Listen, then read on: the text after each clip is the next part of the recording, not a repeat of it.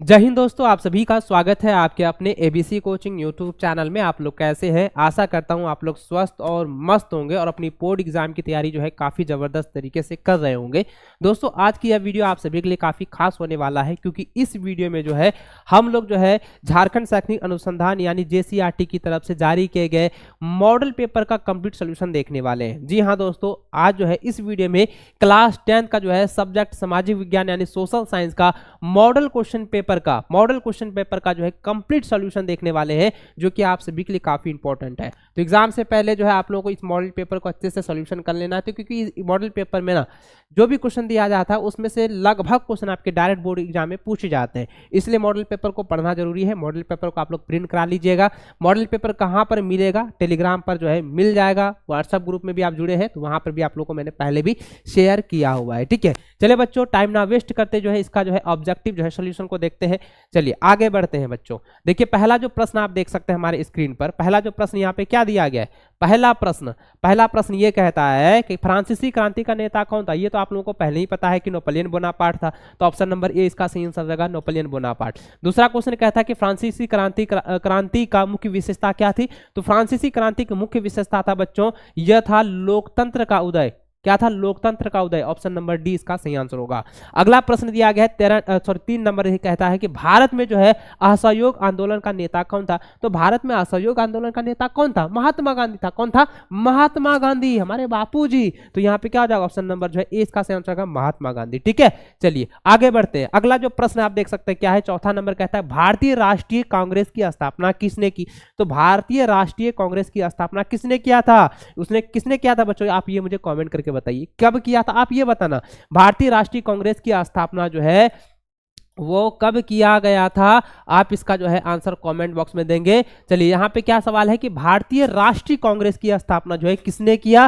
तो इसका आंसर हो जाएगा एलन ऑक्टेवियम हुन। ठीक है, तो ऑप्शन नंबर सी जो है इसका सही सटीक आंसर होगा। एकदम इसको नोट कर लीजिए, एग्जाम से पहले हर हाल में रटना है। ठीक है, हर हाल में इसको जो है रट लेना है, क्योंकि इसी में से तो आपके एग्जाम में क्वेश्चन पूछा ही जाता है। ठीक है, चलिए आगे बढ़ते हैं। अगला प्रश्न जो है 5वां नंबर आप देखें। सवाल ये कहता है बच्चों, कह रहा है कि द्वितीय विश्व युद्ध का मुख्य कारण क्या था? द्वितीय विश्व युद्ध का मुख्य कारण था कि जर्मनी द्वारा पोलैंड पर आक्रमण का होना।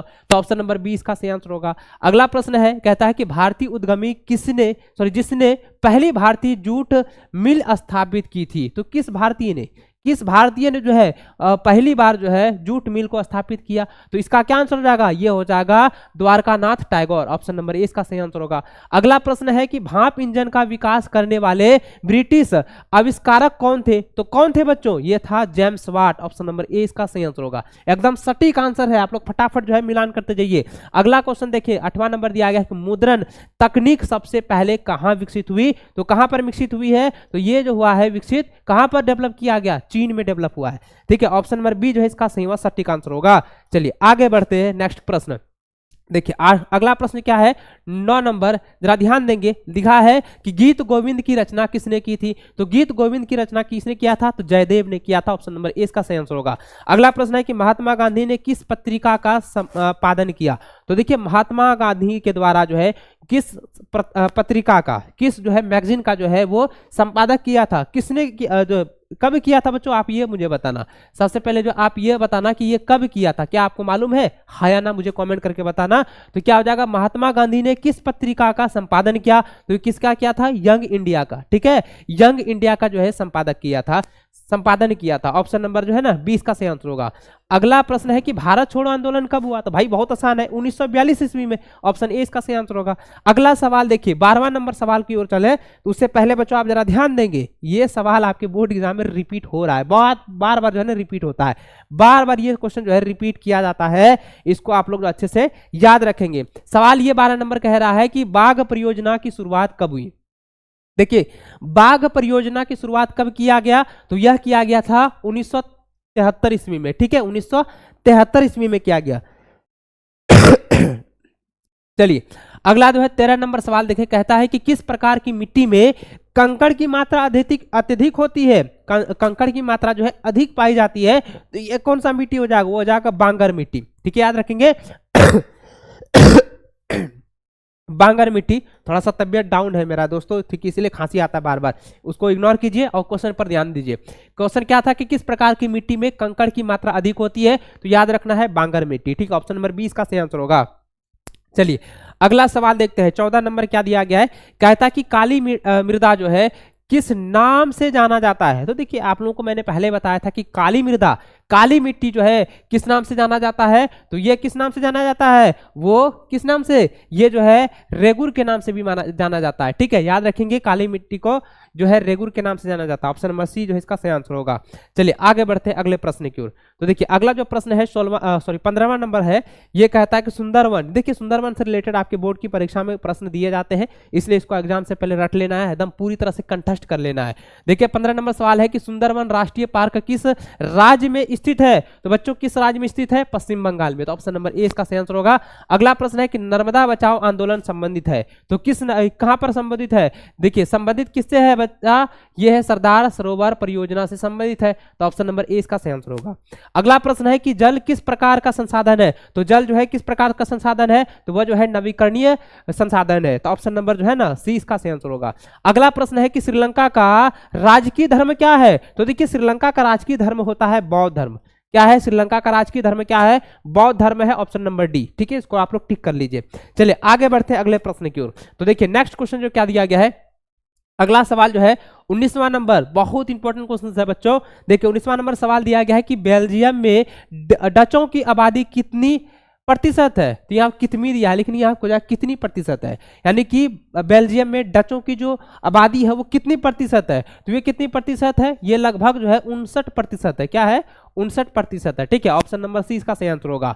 अगला सवाल दिया गया कि निम्नलिखित में से कौन सी शक्ति केवल केंद्र के पास है, तो इसका आंसर क्या हो जाएगा, रक्षा, ऑप्शन नंबर 20 का सही आंसर होगा। अगला प्रश्न है कि देखिए विकेंद्रीकरण, विकेंद्रीकरण क्या है, तो बच्चों विकेंद्रीकरण क्या होता है, वह होता है केंद्र से राज्यों की शक्ति का हस्तांतरण, ऑप्शन नंबर जो है सी इसका सही व सटीक आंसर होगा, ठीक है। देखिए काफी मजेदार तरीके से जो है ना बता रहा हूं ना, एकदम मजा आ रहा है भाई। देखिए बहुत सारा क्वेश्चन ना रिपीट हुआ है, ये सब तो पढ़ा हुआ है, आप लोगों को मैंने बताया हुआ है, ठीक है। देखिए 22वां नंबर सवाल क्या कहता है, कहता है कि भारत में देखिए पूर्वोत्तर राज्यों द्वारा अधिक स्वायत्तता की मांग का मुख्य कारण क्या है, तो भाई किसका मुख्य कारण क्या है, संस्कृति और भाषाई, ठीक है, संस्कृति और भाषाई का अंतर है, तो ऑप्शन नंबर बी जो इसका सही आंसर होगा। अगला प्रश्न देखिए 23 नंबर दिया गया कि एक लोकतांत्रिक सरकार को मुख्य विशेषता है। चलिए ऑप्शन देखते हैं इसका। देखिए इसका ऑप्शन आप देखें तो यहाँ पे क्या है, पहला कहता है कि शक्ति का केंद्रीकरण, तो यहाँ पे है कहता है शक्ति का केंद्रीकरण, शक्तियों का पृथक्करण, व्यक्तिगत अधिकारों का संरक्षण, तो ये तीनों हो जाएंगे, ये तीनों हो जाएंगे, इसलिए ऑप्शन नंबर डी जो है इसका सही व सटीक आंसर ऑप्शन डी, उपयुक्त सभी हो जाएंगे, ठीक है। चलिए आगे बढ़ते अगले प्रश्न की ओर। तो देखिए अगला जो प्रश्न आप देख सकते हैं 24 नंबर, इसको आप लोग रिपीट कर लीजिए, याद कर लीजिए, ज्यादा से ज्यादा इसको प्रैक्टिस करना है, ठीक है। देखिए सवाल क्या है कि निम्नलिखित में से कौन भारतीय संविधान का एक प्रावधान है जिसका उद्देश्य लिंग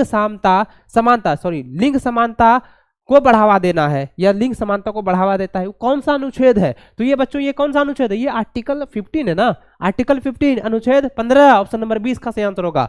अगला है कि भारत किस प्रकार का राज्य है, तो भारत जो है किस प्रकार का राज्य है, वो जो है संप्रभुत्व, लोकतांत्रिक और धर्मनिरपेक्ष और संघीय राज्य है, तो ऑप्शन नंबर जो है ना सी इसका सही आंसर होगा। अगला सवाल दिया है कि ग्रीन बेल्ट मूव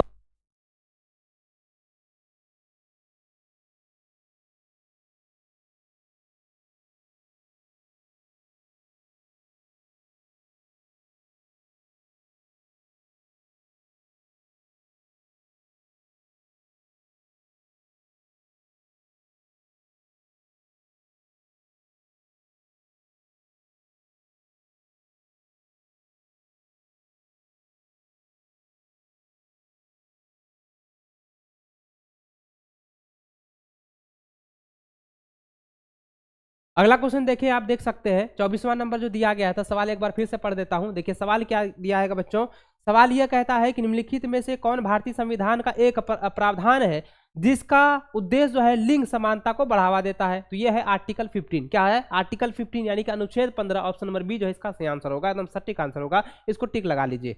आगे बढ़ते हैं, अगला प्रश्न दिया गया कि भारत किस प्रकार का राज्य है, तो भारत जो है देखिए संप्रभुत्व, लोकतांत्रिक और धर्मनिरपेक्ष और संघीय राज्य है, तो भाई ऑप्शन नंबर सी जो है इसका सही व सटीक आंसर होगा। अगला सवाल 26 नंबर दिया गया, ग्रीन बेल्ट मूवमेंट का संबंध किस देश से है? तो ये जो है केन्या देश है। ऑप्शन नंबर सी जो है इसका सही और सटीक आंसर होगा। आगे बढ़े, 27 नंबर सवाल दिया गया कि राजनीतिक दलों की मान्यता कौन देता है? देखिए राजनीतिक दलों की मान्यता जो है वो चुनाव आयोग देता है, इलेक्शन कमीशन ऑफिसर देता है, ठीक है। तो ये क्या हो जाएगा, ऑप्शन नंबर जो है ना ए इसका सही आंसर होगा, चुनाव आयोग, ठीक है। इसको आप लोग जो है मिलान करते जाइएगा। ये सारे क्वेश्चन आपके बोर्ड की परीक्षा के लिए बहुत इंपॉर्टेंट है, very very very important question है, ठीक है। चलिए आगे बढ़ते हैं। 28 नंबर सवाल आप देखें। 28 नंबर सवाल क्या कहता है कि रोजगार गारंटी अधिनियम कब लागू किया गया? तो ये भाई 2005 में लागू किया गया है। कब किया गया? रोजगार गारंटी अधिनियम, यानी कि कह सकते हैं मनरेगा हो गया, ठीक है। ये मनरेगा कब लागू हुआ? 2005 में ना हुआ था। ऑप्शन नंबर ए इसका सही आंसर होगा। अगला सवाल है कि बैंकों की आय का प्रमुख स्रोत क्या है? तो देखिए बैंकों की आय का जो है प्रमुख स्रोत होता है ऋण, यानी कर्ज। ऑप्शन नंबर जो है ना बी इसका सही व सटीक आंसर होगा। अगला सवाल जो है 30 नंबर दिया गया है कि सूचना का अधिकार, चुनाव नहीं है, सूचना का अधिकार का अधिनियम जो है कब पारित किया गया? बच्चों ये है 2005 में किया गया। तो ऑप्शन नंबर जो है ना ए इसका सही आंसर व सटीक आंसर होगा। देखिए इस ऑब्जेक्टिव क्वेश्चन में मैंने आपको जितना भी जो है एसएसटी का, आपका जितना भी एसएसटी का, सोशल साइंस का जितना भी मैंने क्लास 10 का ऑब्जेक्टिव आप लोगों को बताया है, इन सभी को आप लोगों को याद कर लेना है।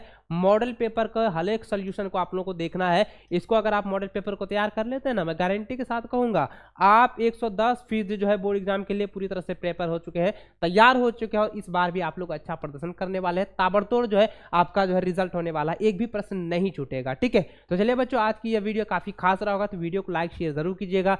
मिलते हैं नेक्स्ट टॉपिक के साथ, तब तक जय हिंद, वंदे मातरम।